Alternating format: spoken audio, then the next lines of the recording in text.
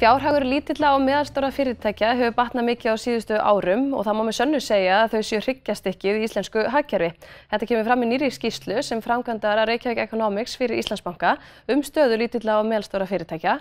Og þetta ætlum við að ræða hérna í dag með góðum gestum og hingað eru komin Arnar Bjarni Eiríksson, framkvæmdastjóri Landstorpa, Sesselja Bardal, stofnandi og eigandi Kaffi Kú á Norðurlandi, Magnús Árni Skúlason, skýrsluhöfundur hjá Reykjavík Economics. Magnús, ef við byrjum með þér, svona helstu niðurstöður og skýrslunni sem kannski kom mest á óvart bara. Já, kannski rétt svona við notum sérstaklega skilgreiningu fyrir Ísland varðandi lítil og meðalstór fyrirtæki. Við miðum við fyrirtæki sem eru með veltu undir 500 milljónum króna.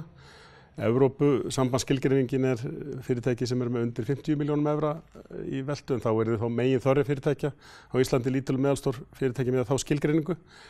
En ef við horfum á þessi fyrirtæki sem eru með undir 500 milljónum krónur veltu, þá hefur bæði skuldastaða þeirra batnað verulega frá upphafi alþjóðlegu fjármálakreppunnar fyrir 10 árum síðan. Eiginfjárhlutföll hafa batnað, tekjuvöxtur hefur verið mikill og það kannski sérstaklega í ferðaþjónustu og byggingariðnaði. Þannig að það mjög svona miðað við það sem við miðum við árið 2016, sem svona síðustu framtöl sem við fengum frá ríkisskattstjóra, að þá er mikill batnandi hagur hjá þessum litlu og meðalstóru fyrirtækjum, þó var náttúrulega við erum ennþá svona skuldsett í alþjóðlegum samanburði, að þá eru þessi litlu og meðalstór fyrirtæki enn aðeins óskuldsett, en það ætti vonandi að batna nema það verði einhverjar mikla blíkur á lofti hér í haust á Íslandi. Þau eru allavega betur stakk búin til að takast á við einhver áföll, sko. Já, mun betur. Hvað segir þú, Arnar? Hvernig hefur verið staðan í rekstri hjá ykkur? Þið hafa verið miklu framkvæmdum og mikið fjárfestingar hjá ykkur. Hverjar hafa verið svona helstu áskoranir í ykkar rekstri? Það má kannski segja að við séum aðeins að endurtaka okkur aftur síðan á árunum fyrir efnahagshrunið, þannig að þá náttúrulega upplifðum við gríðarlegan vöxt þarna á árunum 2006 og 2007 og síðan náttúrulega maður sé að við höfum pakkað í vörð þarna á 2008, 2009, 2010 og 2011, þannig að þá náttúrulega verðum að pakka gríðarlega starfsfólki.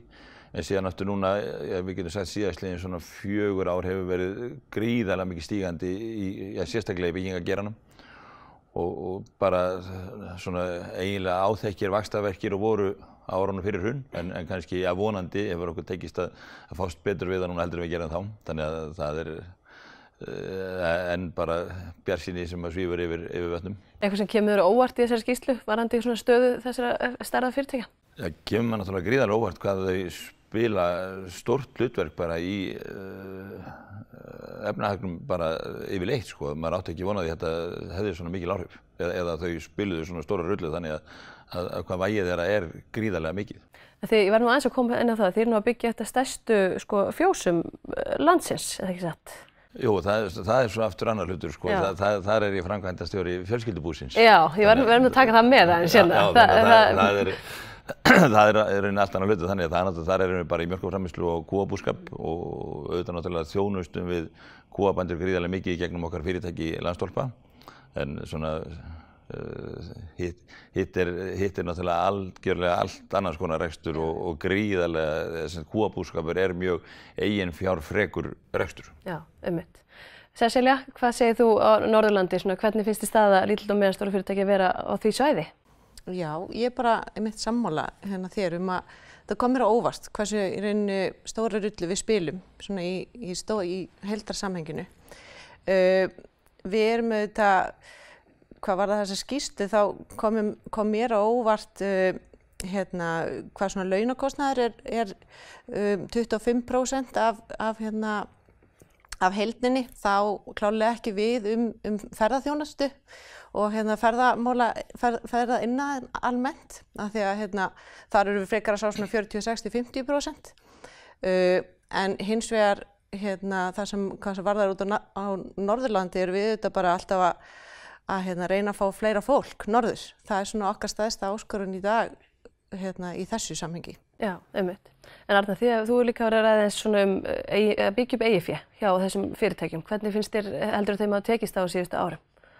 Já, auðvitað vonar maður og ég held að staðan sé allt önnur núna heldur en var, að það fyrirtækin standa miklu sterkar í fótum og hvað maður segja, einhverju hlut það í þökk hægt að taka bönkunum það einhverju leita, því að bankarnir halda bara einfaldlega miklu fastar sitt í dag, þannig að menn geta ekki farið út á banka með fullar hendur fjár, þannig að það einfaldlega meira á bak við fjárfestingarnar og menn verða að fara ígrundara af stað og eins og ég svo stundum sagt eins og með að byggja fyrirtæki að Við erum náttúrulega búin að byggja upp fleiri en eitt fyrirtæki gegnum tíðina og það skiptir bara öllu máli að leyfa hagnaðinum að verða til inn í fyrirtækinu og vera ekki að slíta þetta allt saman út úr í strax og eins og einhvern mann líkt eins og við bara, þetta ekkert öðruvísi heldur en að stofna fjölskyldu.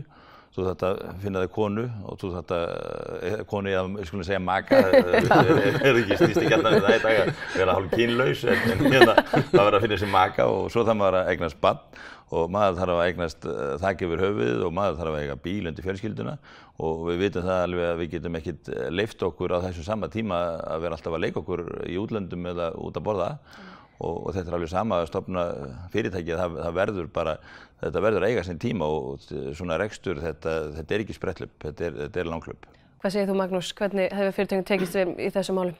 Ég held að það sé sko allt annur svona, ekki að segja, maður alltaf spurður hvað lærður á hruninu.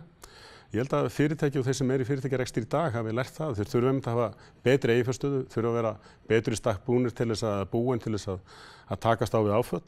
Það geta alls konar áföll komið, þá erum við ekki að tala kjarasamninga eins og kannski í deiglunni í dag heldur, bara menn geta verið að missa viðskiptavini.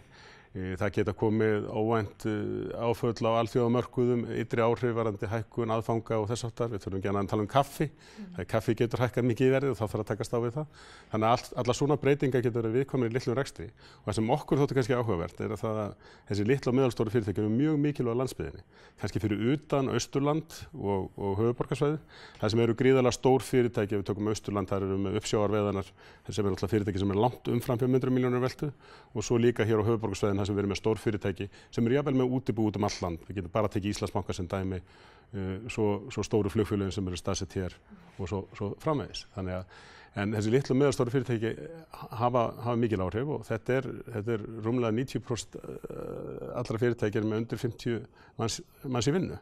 En er svona rödd þessara fyrirtækja, er hún nógu sterk bara í umræðinni og í atvinnulífinu? Ég held kannski ef við horfum til núverandi kjarasamninga, þá eru það náttúrulega oft sko, það sem við heyrðum til dæmis á fundum ykkar hjá Íslandsbanka með því að ræða við bæði ykkar viðskiptavinnu og fólk sem í rekstri, að til dæmis vakta fyrirkomula, það virðist vera miðað við til dæmis stóru fyrirtækin sem til dæmis í verslun, að það sé svona kaffetímar og ýmislegt annað þegar lítil fyrirtæki sem bara verslunareigandi með litla verslun, það sem kannski einn starfsmaður, að það búið erfitt að loka versluninni og kalla þá annan starfsmann inn og borga honum 4 tíma útkall og ýmislegt annað. Það er ýmis svona óþægindi sem ekki tekið tillit til þessara litlu og meðalstóru fyrirtækja og mörg lönd í kringum okkur hafa svona samtök sem eru sérstaklega halda utan sérstaklega lítil fyrirtæki meðalstór, til dæmis í Bretlandi þar sem við vekjum athygli að grein í Financial Times þar sem til dæmis lítil og meðalstór fyrirtæki voru að kvarta yfir innleiðingu persónuverndarlöggjafar þar sem þessi litlu fyrirtæki þurfa til þess að bara hafa vefsíðu, þá þurfa að leita til sérfræðing út í bæ. Já, við ræddum það svolítið fundur með persónulöggjöfin og síðan náttúrulega jafnlaunavottun og þetta ekki væri kostnaðarsamt fyrir þessi minni fyrirtæki. Sérstaklega hvernig finnst þér rödd þessar fyrirtæki heyrast nógu mikið? Nei, hún í rauninni heyrist miklu minna, hún heyrist ekki nógu mikið, það er algjörlega þannig, hún mætti alveg heyrast meira því að eins og þið hafið rætt hérna, þá er þetta alveg töluvert öðruvísi að reka svona lítil og meðalstór fyrirtæki heldur en stórt. Það eru miklu fleiri áskorunir á mínu mati.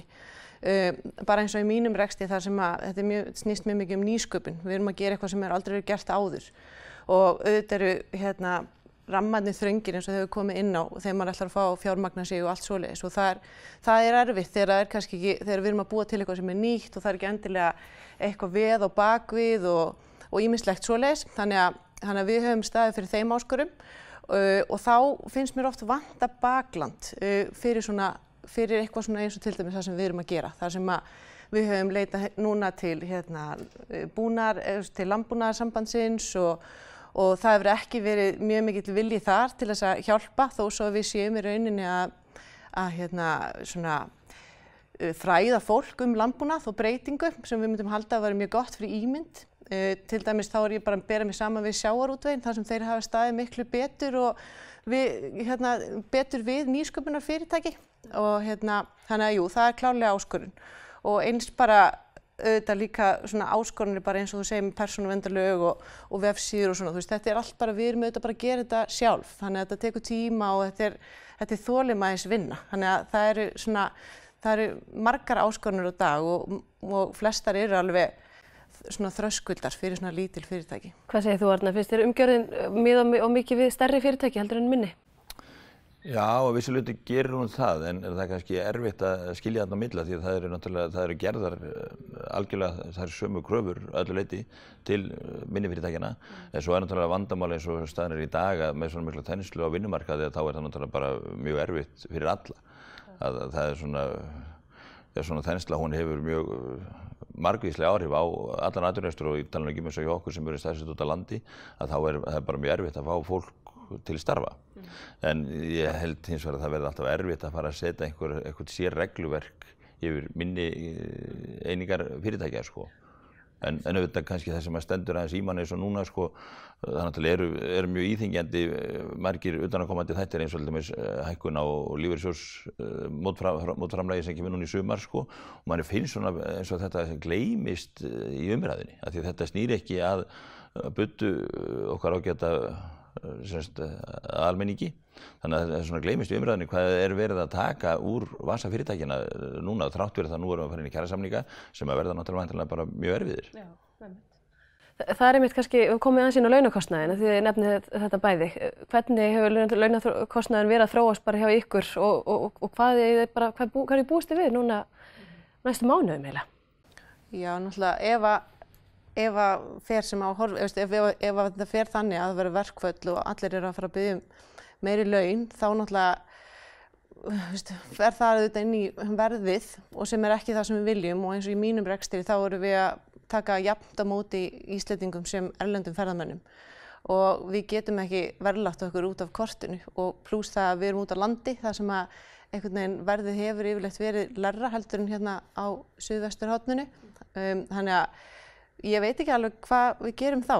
Ég bara vona að verði ekki. Ég vona að stjórnendur þessa lands muni gera eitthvað til þess að gera þetta á annan hátt heldur en að hækka laun. Þú veist, það má gera svo margt annað til þess að fólk eigi meiri pening í lok mánaðar. En þú, Arnar? Já, ég bara náttúrulega maður vonar það heitt og innilega að aðilar vinnumarkaðarins bara sýni skynsemi í þessu því að það er engum til góðs ef að til dæmis gengi fer á eitthvað verulegt skrið eða verðbólga blossar upp sem náttúrulega er í rauninni bara þetta er meðal á þann eldi, þetta er eldsneyti á þann eldi að við missum okkur í þessu þannig að bara vonandi að menn séu skynsamir og ég held nú reyndar þessu staðan er í dag að allur megin þorri launafólks hefur það bara mjög þokkalegt sko. Sér þú Magnús varðandi launakostnað?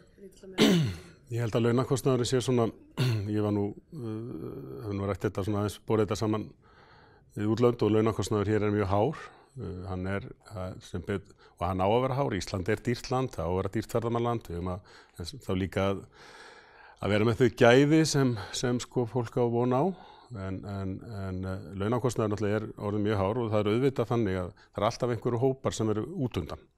Og það er ýmislegt þetta og ég sammála Sesselju það er að beita öðrum ráðum með því að bæta hag fólks. Það er tryggingagjaldið mjög hátt hjá okkur, það er hægt að lækka það, setja það í vasa almennings, lífeyrissjóðsgjöld, það er spurning hvort þau þurfa að vera svona há með uppbyggingu lífeyrissjóðakerfisins. Það er ýmislegt sem sko, til dæmis ef launamaðurinn sæi í raun og veru gæti ferð og séð hvað stæði á launaseðlunum í heild, að þá er kannski svona án ábyrgðar, þú veist, ef við komum undir með 500 krónur í laun og þá eru 250 krónur sem launagreiðandi þarf að borga, þá er ég að tala um sumarleyfi, veikindadaga sem þarf að taka allt tillit til og tryggingagjöld, lífeyrissjóðsframlög og svo framvegis. Þannig að ef fólk segja að það væri alltaf með 750 krónur í laun en ekki 500, ég veist að fólk myndi aðeins horfa öðruvísi á það og spyrja hvert eru peningarnir mín að fara, hvert er útsvarið mitt að fara og hvert er tekjuskatturinn mín að fara. Og ég held að kannski myndi auka aðhald á bæði á okkar ágætu stjórnmálamenn sem er að sýsla með almannafé, að fólk sæi raun og veru hvað vinnuveitendur líka greiða mikið inn í þetta batteri. Hvað segir þið með aðgerð stjórnvalda gagnvart litlum fyrirtækjum? Já, eins og ég held að sé mjög erfitt að fara í einhverja sértækar aðgerðir en að sjálfsögðu þegar við sjáum mikilvæga þessara fyrirtækja í heildarmyndinu þá þarf klárlega að hugsa þetta. En svo kannski líka sem er kannski verið pólitískara mála að sem að svona fyrir mína parta að til dæmis bara það eitt ef við myndum skatta lífeyrissjóðsgreiðslur að það myndi, þetta nú svona kannski gamla Péturs Blöndals aðferðin sko, að það myndi gjörbreyta litrófinu í eins og gagnvart fjárfestingum lífeyrissjóða í stærri félögunum. Já, ég í rauninni bara ég myndi vilja sjá einhverja aðrar aðgerðir heldur en bara hækka launin. Út af því að við erum allavega eins og fyrir mig, þá finnst mér við borga ótrúlega mikið bara til ríkisins og ég myndi gjarnan vilja borga meira til launþegans.